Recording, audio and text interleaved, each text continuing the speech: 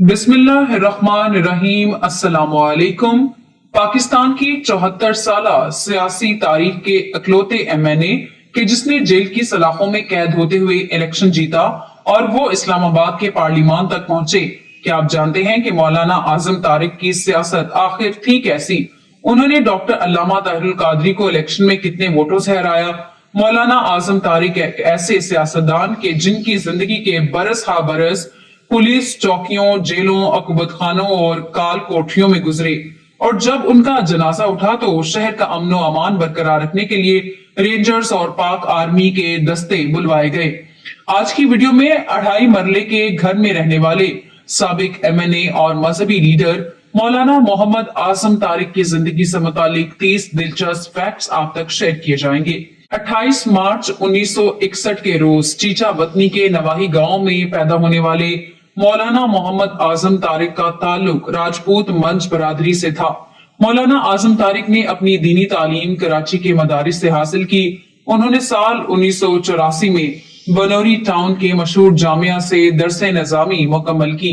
वो यूनिवर्सिटी के इम्तिहानात में प्राइवेट उम्मीदवार अपेयर हुए और उन्होंने अरबी और इस्लामियात में मास्टर्स की डिग्रियां हासिल की।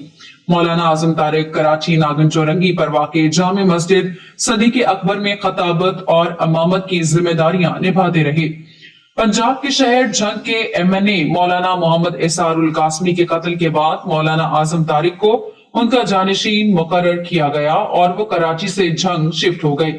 यहाँ उन्हें अढ़ाई मरले का मकान दिया गया जहाँ आज भी उनकी फैमिली रहती है।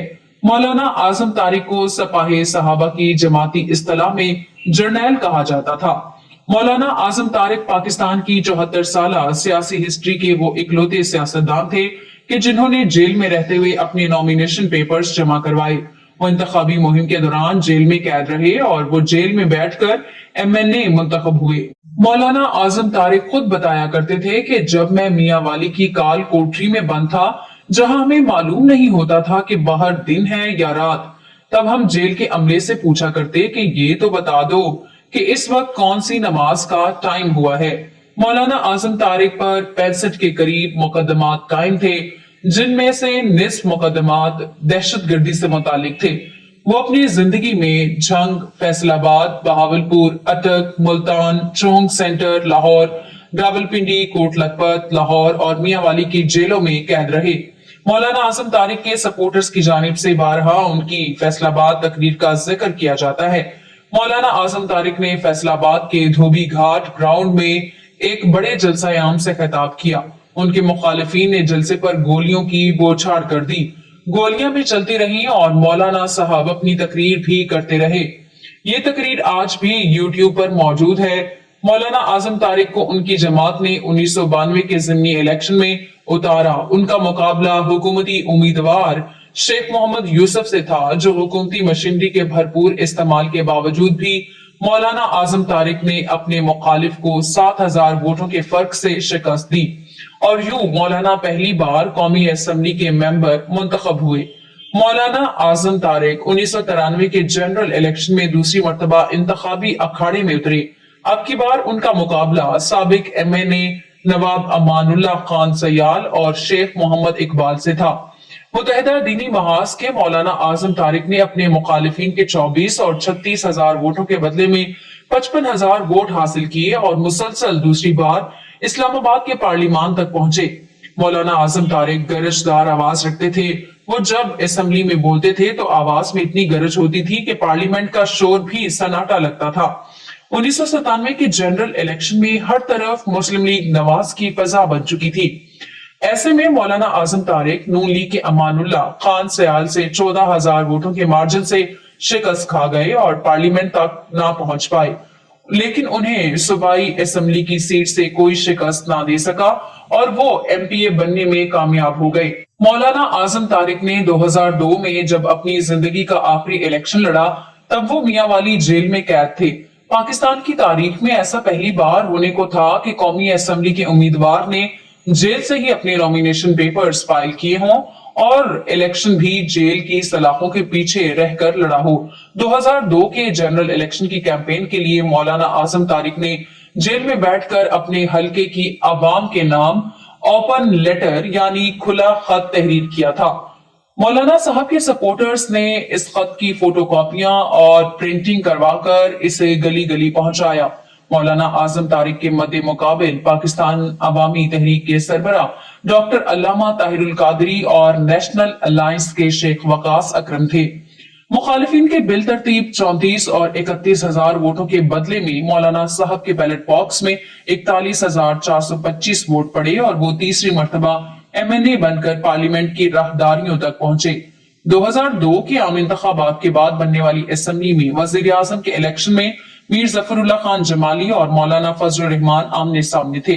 तब मौलाना आजम तारिक ने मजहबी शख्सियत मौलाना फजलुर रहमान की बजाय मीर जफरुल्लाह खान जमाली को वोट दिया और उन्हीं के इकलौते वोट की वजह से मीर जफरुल्लाह खान जमाली वजीर आजम पाकिस्तान बन पाए थे।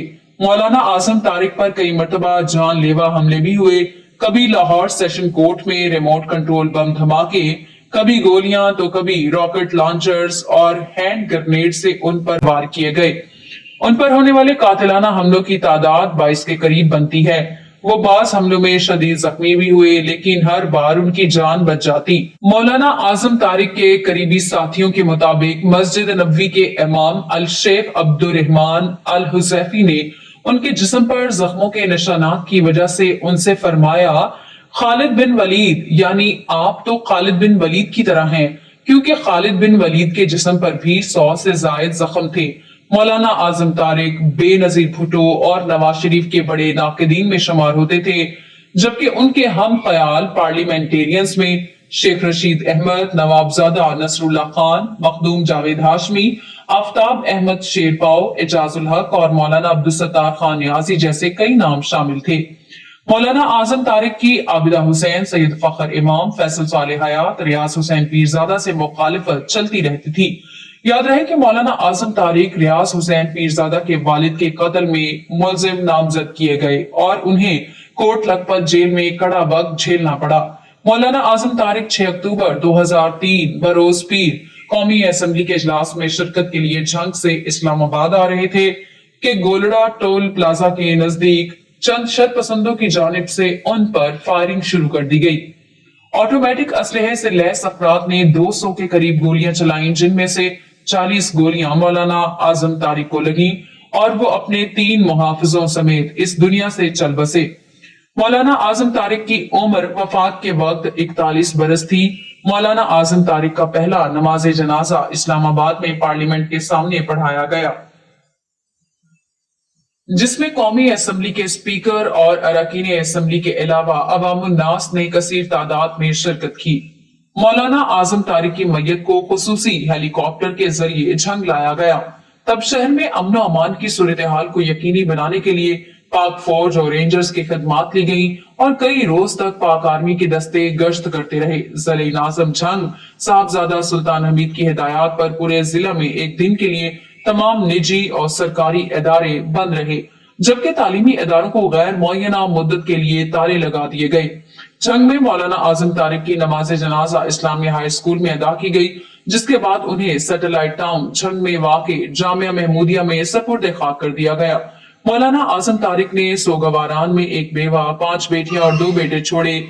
उनके बड़े बेटे मौलाना मोहम्मद मुआविया आजम इस वक्त झंग से रुकने पंजाब असेंबली और पाकिस्तान तहरीक इंसाफ के इत्तेहादी हैं। उनके छोटे बेटे मौलाना अंस आजम भी सियासी और समाजी शख्सियत हैं। मौलाना आजम तारिक के छोटे भाई मौलाना आलिम तारिक भी कौमी असेंबली का इलेक्शन लड़ चुके हैं। याद रहे कि मौलाना आलिम तारिक गुज़िश्ता कई सालों से लापता हैं। मौलाना आजम तारिक ने अपनी ज्यादातर किताबें जेल में बैठकर लिखी, जिनमें खताबाते जेल, मेरा जुर्म क्या है और टूट गई जंजीर ज्यादा मशहूर हैं। मौलाना आजम तारिक की सारी जिंदगी जलसे, जुलूसों, रैलियों या फिर जेलों में गुजरी। उन्होंने कौमी असेंबली में नामूसे सहाबा और अहले बैत बिल भी पेश किया था, जो उनकी जिंदगी में मंजूर नहीं हो सका। हमारी आज की काविश आपको कैसी लगी? कमेंट सेक्शन में अपनी फीडबैक लिखिए। मिलते हैं अगली वीडियो में, तब तक के लिए अल्लाह हाफिज।